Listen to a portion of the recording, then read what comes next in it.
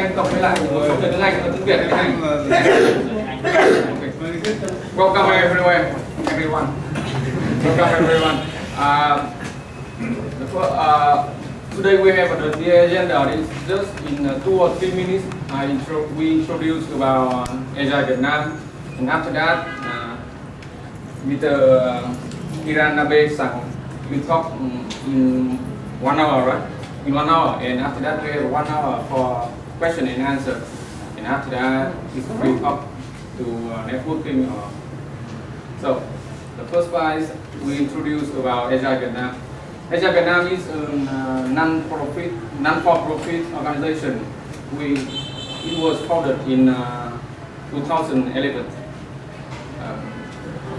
We have the mission to build the Agile community in Vietnam, and we organize many events like monthly event meetups like this in Hanoi, Ho Chi Minh City, and also in Da Nang, right? Also, we have organized many events, big events like regional Scrum in Ho Chi Minh last year, and many others. Agile Tour Vietnam, and we need your help, the collaboration, the help from everyone to build our community stronger, bigger, and bigger. We need volunteers to organize events, also to translate several articles, books, and also if someone has some experience about being successful or failed, or just some experience, just contact us to be speaker and share with the community. Some question? Okay. So now I let to Mr. Hiranable-San introduce about himself and the topic. Please. Thank you.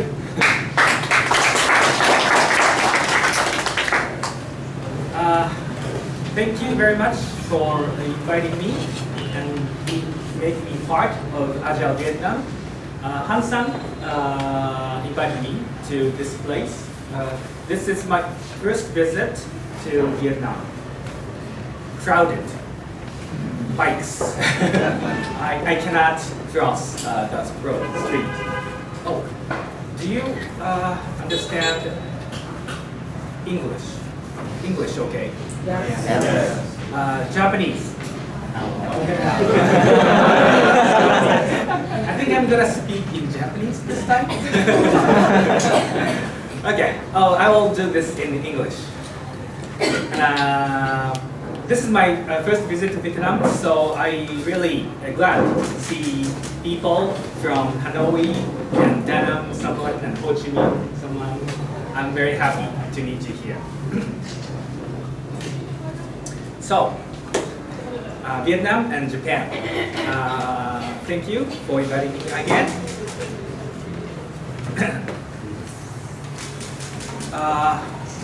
Red cap. I forgot to.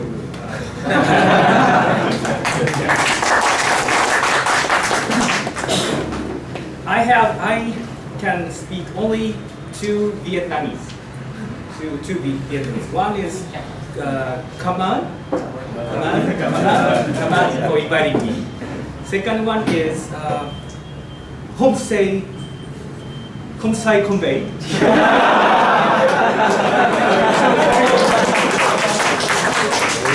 I just learned yesterday.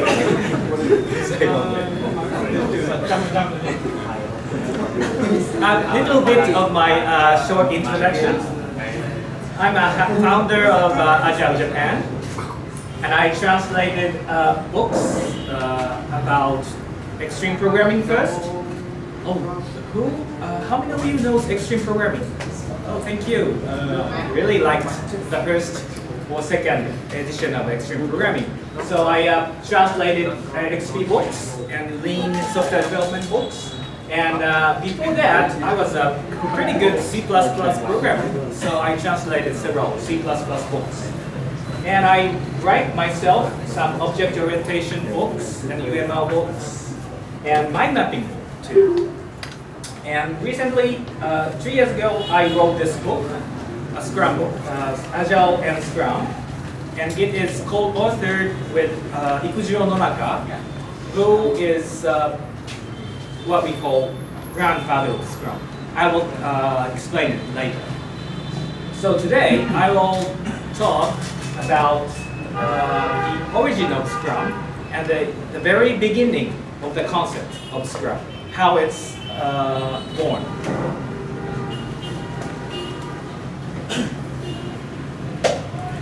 And another one is, I have been a developer of this UML editor called Asta or Ju. How many of you know this tool? Well, thank you very much. This is my work. I made it. I'm still marketing it and selling it in Japan and the United States, in Germany, and in Brazil.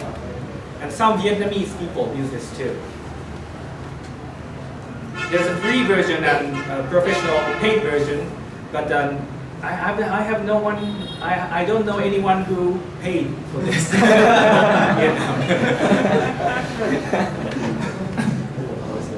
So I'm from Japan, so I think I'm going to talk about the relationship between Japan and other part of the world, Scrum and Agile world. By the way, do you know this character? Oh, yes, yes, yes. My brother. Huh? My brother. My brother, oh.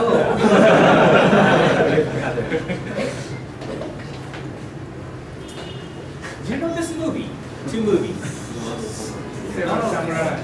Oh, yes, yes. 7 Samurais. And the other one? Seven Yes, boys. Magnus. Yeah, yes, yes. Not bad.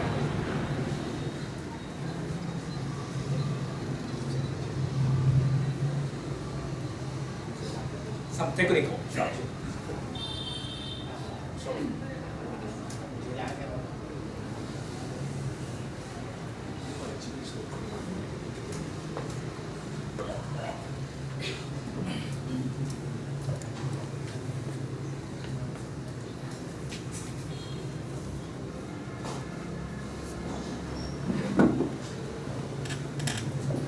I really like this 7 Samurai.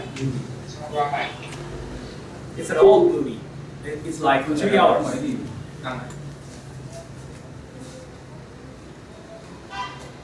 It's a Kurosawa's movie. Great director in Japan, who died almost 5 or 10 years ago.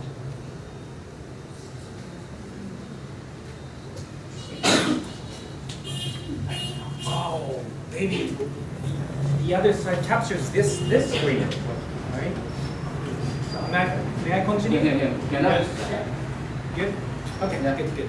So, 7 Samurai and Magnificent 7. 7 Samurai, 1955, Kurosawa Akira directed, and Magnificent 7, 1960. And this one. This is Star Wars. And this is Kakushitori no Saakuni. I don't know what it's called in English. But we have an original movie which is recreated as Star Wars. George Lucas movie. Oh, The Hidden Fortress is the movie's name. And as you see, the same theme are repeated in the movies. 2 odd pair of peasant or running fast on the horse or on the sky, I don't know, the plane. And also the hero is captured, same theme is repeated. So what I'm going to talk today is Japan's influence to lean and agile community and movement. Do you know where the word Scrum come from? Yeah, it's from rugby. Yes. but in the context of product development. Scrum to you is like this. It's a framework of a process, agile process. One of the frameworks of an agile process. In Japan, we draw like this.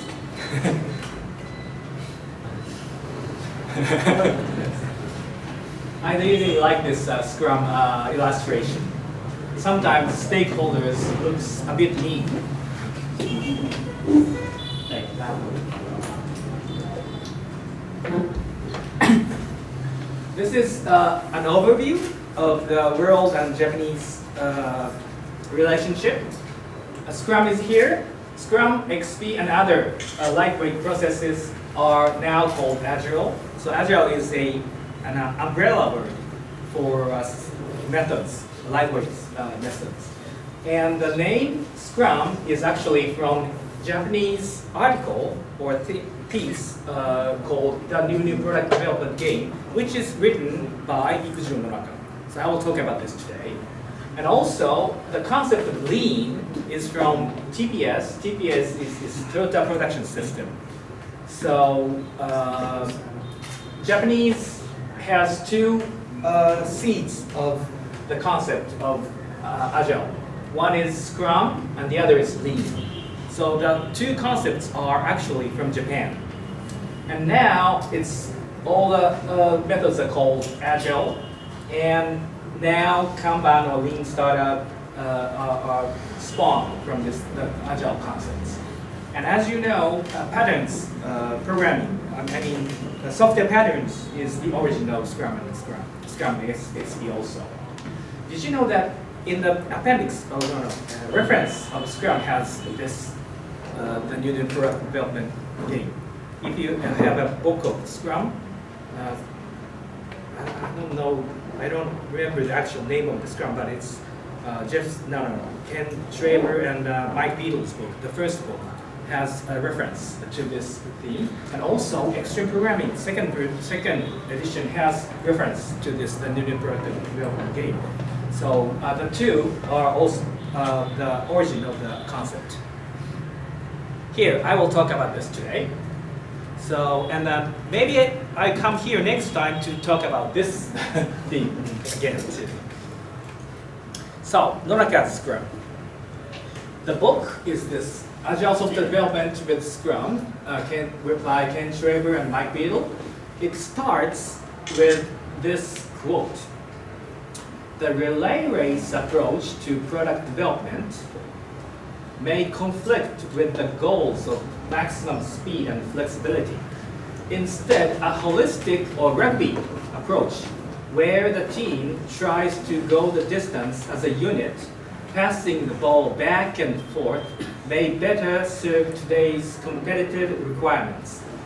It's from this book, and this quote is from the new product development game. This one. Harvard Business Review, 1986. The new product development game is the paper. The first used Scrum as in the context of product development. There are two news. New. The first new is new. The second new is actually new product development. So it's about not about product development, but it's about new product development. So creating something which is not there yet, new product development. So it says, it describes the new way of doing new product development game. The title is that one. And the subtitle is quite good. Stop running the relay race and take up rugby. To me, it sounds like a waterfall is passing batons to the next runner. By a baton is a documentation. Okay. Here's analysis. Then go to design. Design people. Here's the detailed design new program. That relay race is like waterfall, and this says take up rugby. So passing ball around and push it into the goal. So this is the concept which Hirotaka Takeuchi and Fujiro Nonaka wrote 1986. In this paper, there's a diagram like this. This paper is not about software at all. There's no notion of software in this paper.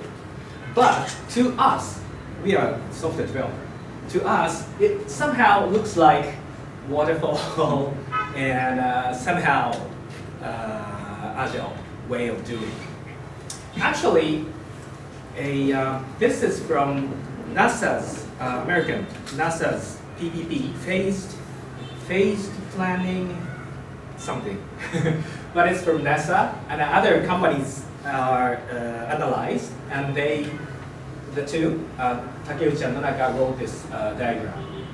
So 1, 2, 3, 4, there are 6 phases, and it's connected to each other. And this one is somehow overlaid, meaning that in car development, this paper is from the research of Honda, Brother, Fuji Xerox, NASA, and other Japanese companies, and how they are doing new product development. So it's like planning, prototype, standardization, production, and car dealer.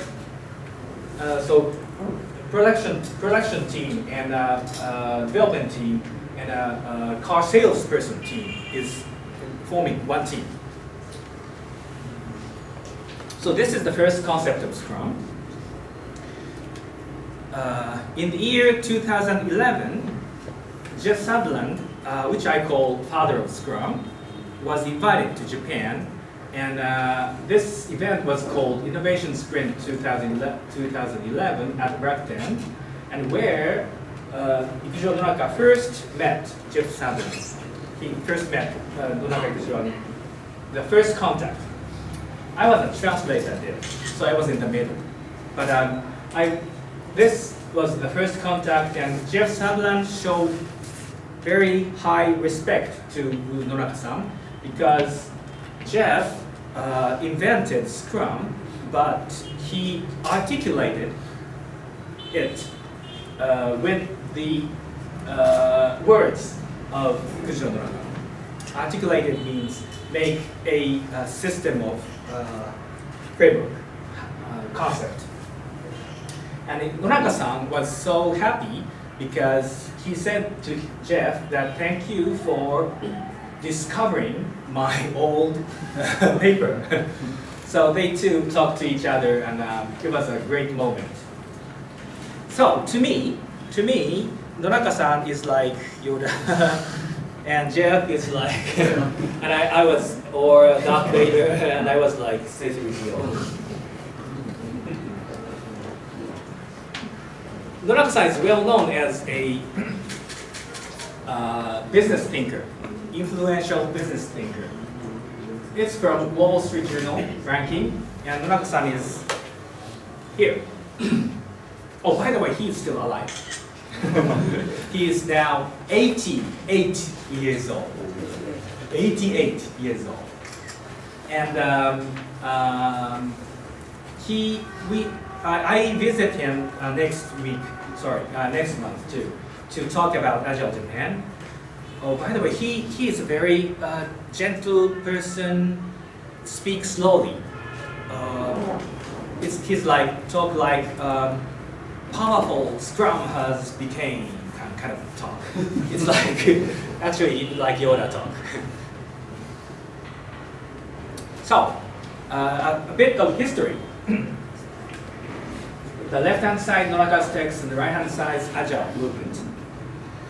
So, 1986, the new product development game was written, and the word Scrum is invented. And he wrote this, the knowledge creating company. Then, Organizational Patterns by Jim Kaplan is published, in a PLOP. PLOP is Pattern Language of Programming Community. And 1994, first sprint of Scrum is done by Jeff Sutherland, and the concept of Scrum Master is born here. And 1994, second sprint of Scrum with Jim Cooklin's idea of daily Scrum is imported. And the book I introduced to you first, Agile Software Development with Scrum, is written. And 2001, also the Agile Manifesto was written at Snowbird, Utah. And recently, 2012, so there's a long history boom of Scrum here. And recently, he wrote Software in 30 Days. And in the meanwhile, Nonaka-san wrote an interesting book about US Marine. He analyzes how it's organized, strong organization. And it's connected to Scrum too. It's a very interesting story here. And he wrote a wise leadership article, Harvard Business Review, and Management Flow. And he also invented the concept of frenetic leadership, which I wrote. I don't know, I have time, but I can tell you later. Frenetic leadership. And 2011 was the timing of Innovation Sprint. And all these I included into my book, so you should buy it. So, Nonaka-san first invented the word Scrum, stop relaying and take up rugby. Second, he wrote the knowledge company, creating company, and he embedded the model of how innovation is occurring, or it's called Seki model. I'm wondering, have you ever heard of the concept of Seki model? Someone? Okay, good. That's the main topic today. You don't know. Okay, good. And the concept of phronesis, or wise leadership. And the last one, fractal organization concept, which is from the study of US Marine. A lot of influence to Agile community from his idea. So today I have 30 more minutes to describe what Seki model is. It's about where does knowledge come from? It's a very deep and abstract question, but it's the original idea of Seki model. He says that there are two types of knowledge. Maybe you know these two concepts, right? It's very long. One type of knowledge is called tacit knowledge, tacit, and the other is called explicit knowledge. So explicit knowledge is something you can tell or write, and the tacit knowledge is something you know but you can't tell. So the skill is kind of tacit knowledge, or belief, or I will give you an example. This, maybe a woman is sewing something, making something, craft. This is one example of tacit knowledge. She knows how to do it, but she cannot write it. Or easy way to become able to make this is to do it together. I'll watch it and do it together. Subject and experiential knowledge. And it's context specific. One example I can always use as of tacit knowledge is how to ride a bike or bicycle. You have kids and you teach how to ride a bicycle. You don't write manuals or you don't write specification how to ride a bicycle, and pass it to someone. Usually you go with your kids to park or somewhere and help them ride bicycle, and together, through experience, you can hand the knowledge to other people, not by documentation. So that's one of the form of knowledge. It's called tacit knowledge. The other one, explicit knowledge, is a written knowledge. So you can write books, and like a physics is a explicit knowledge that you can learn from books, and you can understand it, and you can apply it to other phenomena. By the way, explicit knowledge or book is also one big thing to human being. Because of that, you can pass information to the next generation. It's not possible for me to make F equals to ma equation, Newton's equation. It's not easy for one being. But someone invented it, and he wrote some equation and book, and you can read it, you can learn it from the history. And a human being is a species that can preserve knowledge as text, and you can learn from it to actually build this building or a space shuttle or many massive innovations. So both knowledge is important, tacit and explicit. Von Hippel said a sticky information. Some knowledge is not easy to remove from your head, from your brain, and pass it to others. So some knowledge is very difficult. So he argues that the user and creator should work together to make new knowledge. Because how to use it and how to create it, both are sticky knowledge. I mean, it includes a lot of tacit knowledge. So here's the Seki model. It's the main theme today. I'm not sure I can explain this well, but Noraka's idea is that knowledge creation is transformation between the two knowledge.